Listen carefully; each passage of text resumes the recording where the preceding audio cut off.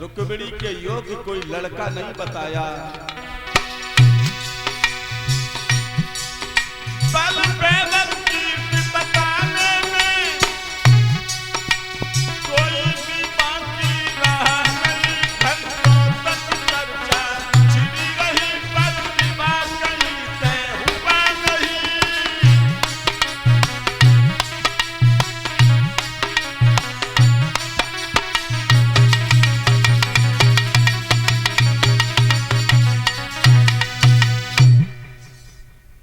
लड़का बताता है, दूसरे उसमें अवगुण बताने लगता है। सुबह से दोपहर, दोपहर से 4 बज गए। रुक्मिणी के योग्य कोई लड़का नहीं मिला। अंत में महाराज भीष्म का सबसे छोटा लड़का रुक्मेश खड़ा होकर कहने लगा, पिताजी मेरी नजर में लड़का है। कहां पर है बता दूं? बोले बताओ ना बेटा। सबसे छोटा लड़का रुक्मेश कहने लगा, पिताजी अगर बहन रुक्मिणी का विवाह द्वारका वाले कन्हैया से हो जाए तो कैसा रहेगा। जो ये शब्द सुना सोई महाराज भीष्म कहने लगे, बेटा तुमने तो मेरे मन की बात को कह दिया, तुमने मेरे मन की बात को छीन लिया। महाराज भीष्म कहने लगा, पंडाल में ताली बजवा दी जाए। आज हमारे सबसे छोटे बेटा ने रुक्मिणी के लिए लड़का बताया है। वो लड़का बहुत सुंदर है, घर परिवार अच्छा है। तुरंत नाई और पंडित को बुलाओ और उग्रसेन के लिए पत्र भेजा जाए कि कुंदनपुर नरेश महाराज भीष्म अपनी बेटी रुक्मिणी का विवाह कन्हैया से करना चाहते हैं। इतना हो पाया था तब तक रुक्म आ गया, बड़ा वाला लड़का। कहने लगा, क्या हो रहा है पिताजी, क्या चर्चा हो रही है। महाराज भीष्म कहने लगे, तुम्हारी बहन की शादी तय हो रही है। कहां पर कर रहे होते हैं? बोले द्वारका में कन्हैया के लिए विवाह तय हो रहा है। लड़का किसने बताया? तेरे छोटे भाई। अरे उस ग्वाला के लिए बहन की शादी करो। वन वन गाय चराता रहा, उसका कोई ठिकाना नहीं है। जिसकी माँ बाप ने गैया चराई, चोर है वो चोर, ग्वाला है, कोई सम्मान नहीं है, कोई घर परिवार नहीं है। उसके लिए रुक्मिणी की शादी करेंगे कन्हैया से, कला नहीं। महाराज भीष्म बोले, तो अभी शादी हो थोड़ी गई है। अगर तेरी नजर में कोई लड़का आ रहा हो तो तू बता दे। तेरी नजर में अगर कोई लड़का हो तो तू बता। बोले हाँ लड़का हम बताएंगे, हमारी नजर में है। महाराज भीष्म कहने लगे, मेरी बात मान जा रुक्म।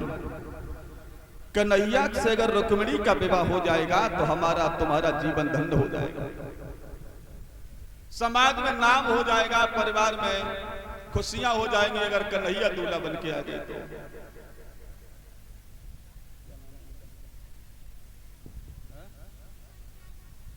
इधर ये बेटा स्पर्श यादव हिमांशु यादव जी के सुपुत्र हैं और वीरेंद्र यादव अध्यापक जी के नाती हैं। भगवान की कथा में हमें माल्यार्पण के द्वारा सम्मानित किया है।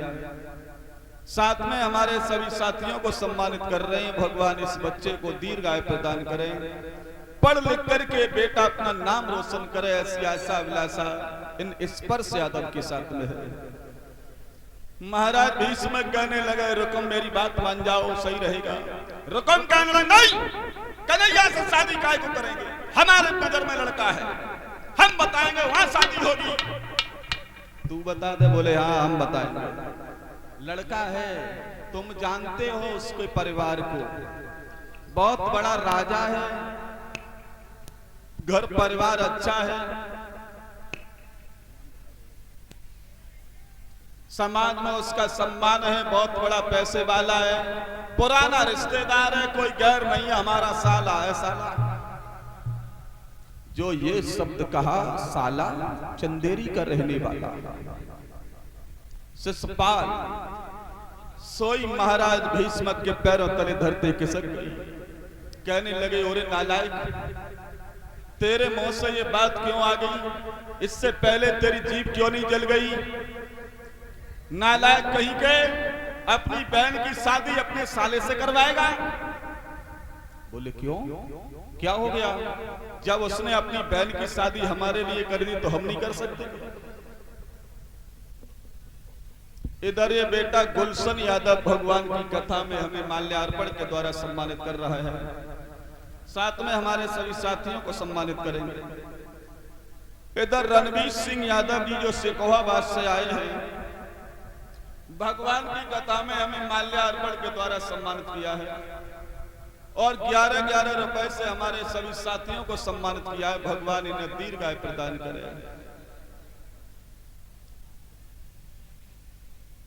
रुकम कहने लगा पिताजी तुम्हें नहीं मालूम, जब उसने अपनी बहन का विवाह मेरे लिए कर दिया तो हम अपनी बहन की शादी उसको कर देंगे, रिश्ता बराबर हो जाएगा।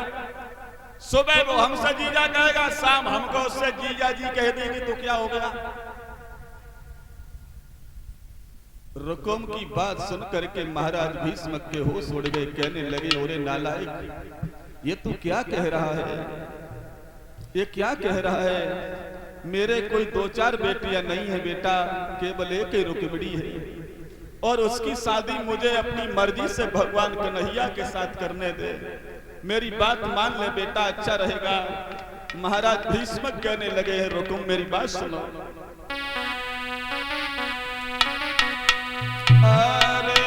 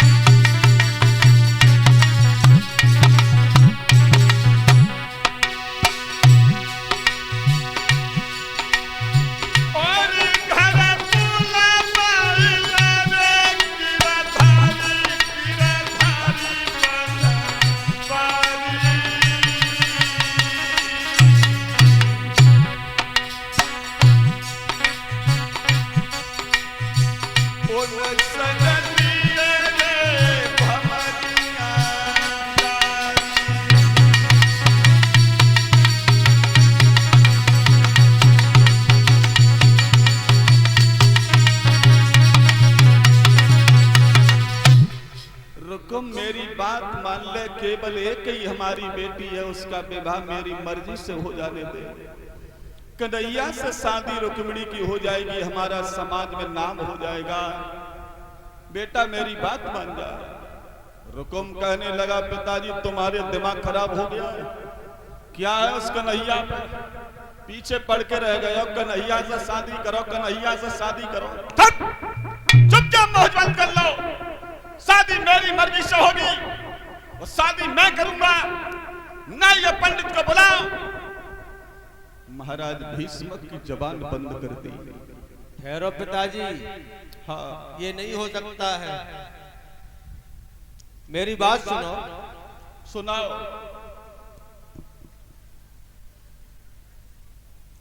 सुनाओ रुकुम क्या कहना चाहता है?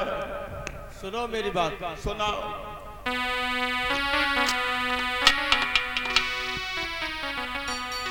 यदि ये शादी पक्की होगी तो तलवार खिंच जाएगी। शादी से पहले ओ बाबुल खून की नदी बह जाएगी।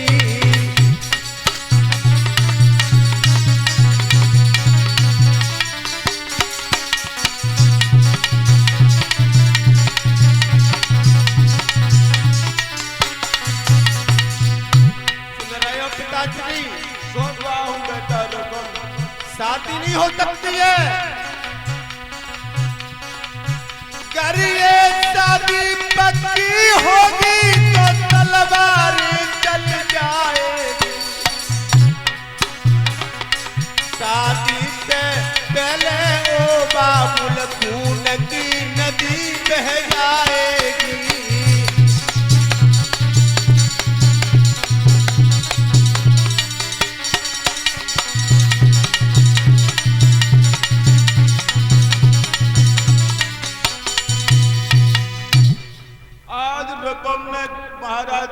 भीष्मक से कह दिया कि मैं नहीं चाहता मंडप के नीचे खून की नदियां बहे। अगर कन्हैया दूल्हा बन के आएगा तो मंडप के नीचे लाश बिछा दूंगा, लाश है। मैं नहीं चाहता बच्चे अनाथ हो जाएं। महाराज भीष्मक सद गए, कहने लगे तुझे तो जो अच्छा लगे वो कर। तू मुझे समाज में मौन दिखाने के लायक नहीं छोड़ेगा रे कमीने।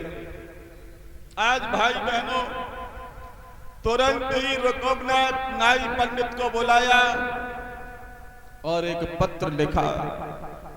चंदेरी के बसने वाले हमारे साले शिषपाल, हम अपनी बहन रुक्मिणी का विवाह तुम्हारे साथ करना चाहते हैं। निभा लेना भैया, तुम बहुत बड़े आदमी हो। नीचे एक लाइन और लिखी कि हमारे पिताजी की इच्छा यह है कि रुक्मिणी का विवाह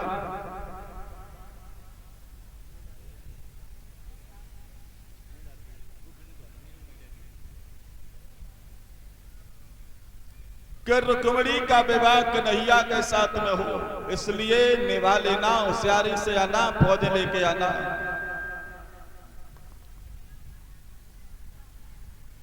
इधर 51 रुपए का हार,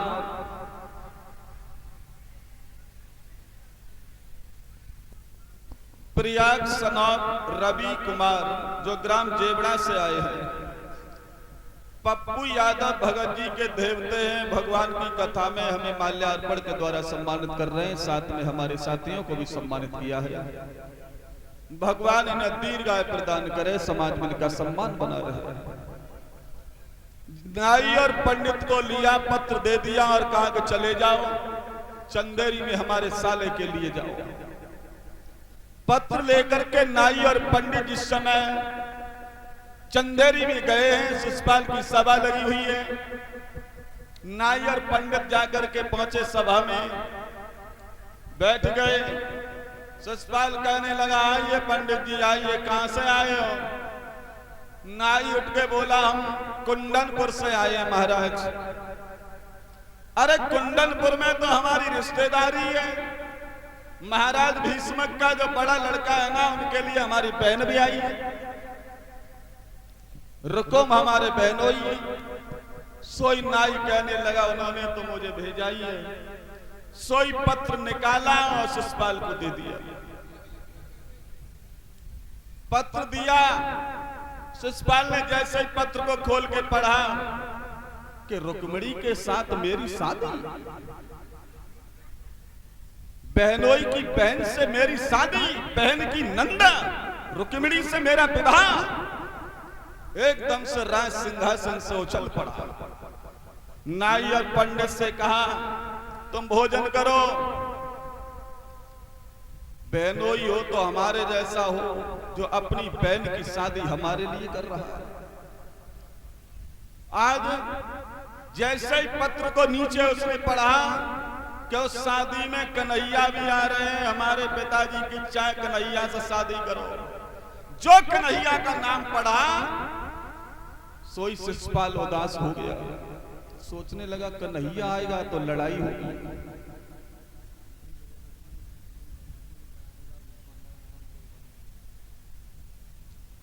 जो ये शब्द सुना कन्हैया आएगा, सोचने लगा कोई बात नहीं, कर क्या लेगा, वो तो ग्वाला है, गाय चराने वाला।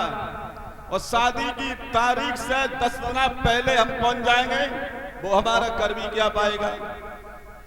आज शिषपाल बड़ा खुश है। व्यवस्थापक लोगों से हम कहना चाहेंगे जो भाई पीछे खड़े हुए हैं, ये बच्चे पंडाल में बैठ जाओ, आगे जगह पड़ी हुई है बैठ जाओ। और इधर ये पड़ाके वाले भैया तुम थोड़ा पीछे अपनी मोटरसाइकिल लगा लो, यहां पर लोग बैठ जाए। उधर शिषपाल वहां से चला, आंगन में पहुंचा, अपनी भाभी से बोला कि भाभी सुनो मेरी बात। क्या हुआ, बड़े खुश नजर आ रहे हो? शिषपाल कह रहा खुशी की बात है इसलिए खुश नजर आ रहे हैं। क्या हो गया? अरे हो क्या गया, देखो हमारी शादी हो रही है। शादी किससे होगी? बहन की नंद से होगी, रुक्मिणी से। सोई भाभी कहने लगी पागल हो रही हो, रुक्मिणी से शादी करोगे? बहन की नंद से विवाह करोगे? वो पूजनी होती है, वहां से शादी नहीं हो पाएगी तुम्हारी। अरे भाभी ऐसी बात है, मन सोचा तुम दूल्हा बनाओ, हमें मोहल्ला से लड़कियों को इकट्ठा करके लाओ। भाभी कहने लगी तुम पागल हो रहे हो देवर, बहन की नंद से विवाह कभी नहीं हो सकता। होगा क्यों नहीं? अगर ऐसा ही देखते रहेंगे तो शादियां बंद हो जाएगी। शादी होगी तो रुक्मिणी से होगी। इतनी सुंदर है रुक्मिणी कि अगर आंगन में आ गई तो उजाला हो जाएगा, अंधेरे में बैठा दो अलग से चमक जाती। तुम जल्दी से लड़कियों को बुला के लाओ। भाभी कहने लगी बेटा मेरी बात मान जाओ, ऐसा मत करो, ऐसा मत करो। वहां कन्हैया भी आएंगे, तुम्हारी पेश नहीं जाएगी जो भाभी के वचन सुने। इधर ये बेटा मोनू यादव भगवान की कथा में हमें माल्यार्पण के द्वारा सम्मानित कर रहा है।